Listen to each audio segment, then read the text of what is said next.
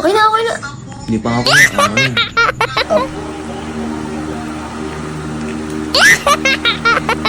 Halo mga mamis, buti na nga lang talaga at nakakapasok na nga si Kyle. Okay na nga daw siya at kaya na nga daw niyang pumasok. Sa gabi lang talaga nagagatas si Kyle, pero ngayon pinagagatas ko na nga din pala siya sa umaga dahil umiinom nga siya ng gamot. Tapos bago nga pumasok si Kyle sa school, pinapatakan nga namin siya sa tenga na nireseta sa kanya. At katapos naman nun, kinuha na nga ni Kyle yung towel niya para daw makaligo na siya. Kapag lotion at polvo na nga dito si Kyle, kaya nga sabi ko para mas mabilis ako na nga magsusuot ng uniform niya. Paano ba naman kasi napakabagal nga talagang kumilos ni Kyle? Alas 7 na nga nito pero nandito pa rin talaga kami sa bahay, Diyos ko po. Alam niyo ba, madalas ganyan talaga maglambing si Kyle. Akala niya kasi dito walang camera. Hey, baby ko yan. Baby ba kita?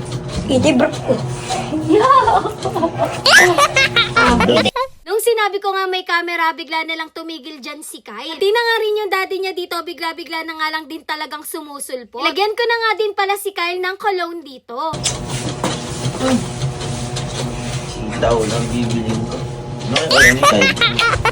Sana nga lang talaga hanggang sa paglaki niya, ganyan nga siya ka-sweet sa akin.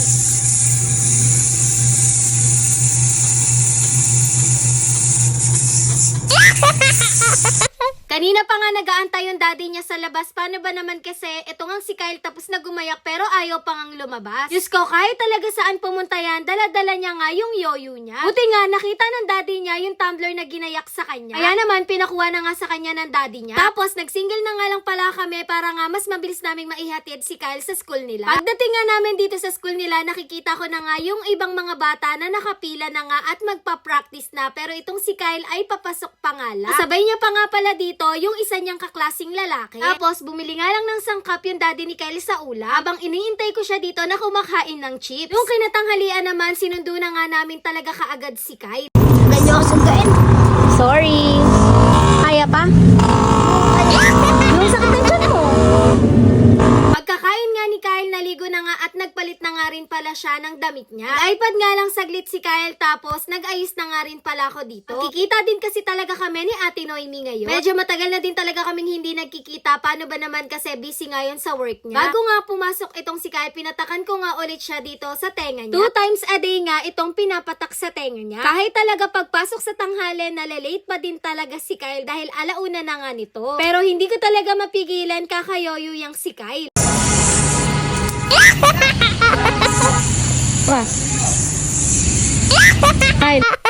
Sumama na nga din pala sa amin yung daddy niya. Dapat talaga ako lang tapos ihahatid ko lang si Kyle sa school nila. Habang nagkukwentuhan nga kami dito, paano ba naman kasi ang dami talagang chika ni Kyle. Tumis na nga ulit sa amin si Kyle at nagtatatakbo nga dahil late na nga daw siya. Sabay niya nga ulit yung kaklase niya na nakasabay niya kaninang umaga. Tapos nagaya na nga muna si Ate Noemi dito sa may Zax. Kumain muna nga siya dito tapos nagdrinks nga lang ako. Nakakain lang din kasi namin ang daddy ni Kyle sa bahay. Tapos nagpadaan nga siya dito sa may bilihan ng mga damit. Papalibre nga ako dito pero sabi niya wag muna daw akong maingay at may surprise nga daw siya sa akin. Nagpasama nga siya sa akin dito sa may DJ brand. Balitaan kasi namin na napakadami talagang mga perfume dito. Pasok pa nga lang namin, napakabango na nga kaagad ng store ni Ma. Aba, hindi ko na nga rin talaga napigilan yung sarili ko dito. Maraming tester dito kaya naman makakapili ka talaga ng mga gusto mong perfume. So habang busy nga si Ate Noemi na namimili na para sa kanya, busy nga din talaga ako dito. May mga nakapack nga din pala sila ditong maliliit lang. Nako, sinasabi ko sa inyo, sobrang legit talaga dito sa DJ brand. As in, paano ba naman kasi, since 2018 pa nga sila nagpapasabay ng mga ganitong perfume. Kaya naman, sobrang trusted na nga sila ng karamihan. Tapos, lahat ng Dubai perfume is may dupe ng mga signature perfume. Katulad ng mga officer, Dior, Sabotage, yung mga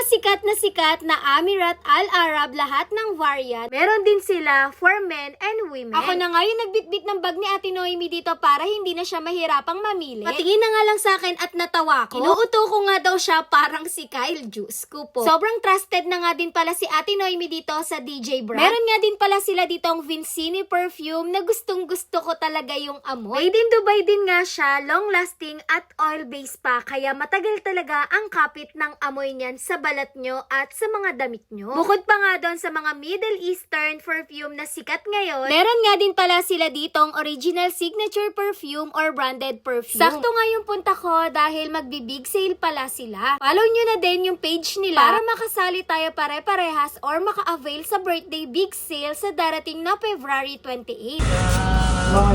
Bagong dating ng Ibigay ko kay Kyle to kasi sasabihin ko sa kanya. Yung trophy niya to. Trophy niya to, guys. Meron nga din pala sila ditong Bath and Body Works na pwede nyong pangregalo. Sa dami talagang mababango, hindi ko na talaga alam kung ano bang ipapabili ko kay Ate Noemi. So, dalawa nga yung nagustuhan ko dito, isang Vincini at isang Amethyst. O, ayan na. Happy birthday. Matagal pa birthday mo. Meron ka na. Thank you. Thank you talaga. Ang iniintay nyo, mag-visit na rin kayo dito sa DJ Brands for Less at iba pa. Yun lang. Thanks for watching. Bye-bye!